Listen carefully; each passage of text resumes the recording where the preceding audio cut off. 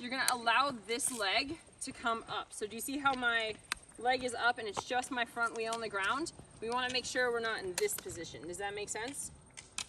And we also wanna make sure, here's another tidbit, we also wanna make sure that we're not driving to this position, then standing up, then kicking.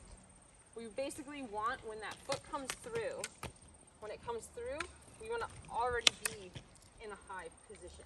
Does that make sense? So what I want you guys to think about is, where is my back leg? Is it high off the ground? Don't think about the front leg at all. Don't think about driving through, don't think about anything, but how high up in the back is my leg coming? And this is what Mike was working on, because Mike picked it up pretty quick, is a little bit of the timing.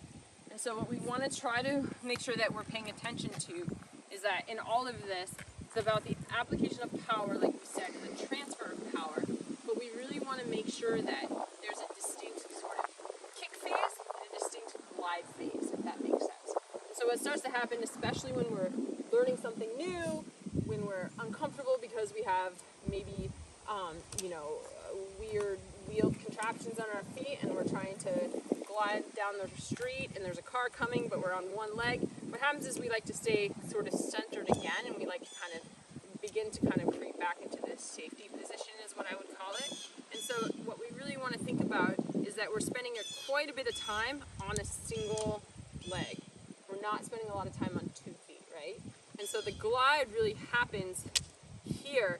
And what I like to think about in terms of that back leg is that back leg really gives me the opportunity to make sure that I'm gliding here. So I pause just for a split second and almost regroup, then come through really fast with that leg. So what I want you guys just to think about standing here is get into a nice position and then come through with that foot. And so that foot comes through. And so for some of you guys, it's coming through a little bit behind. So it really comes through, actually, if this was the gliding leg, or if this was the gliding leg and this is the kicking leg, it actually comes through fairly close to the other foot, but it never comes down behind the other foot. Does that make sense?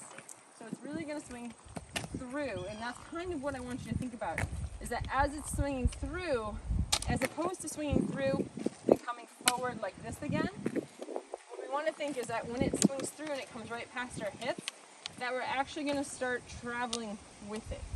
So just kind of do a slow motion there. It's really fast when it happens, but I want to see a slow motion transfer of weight is what we'll call it.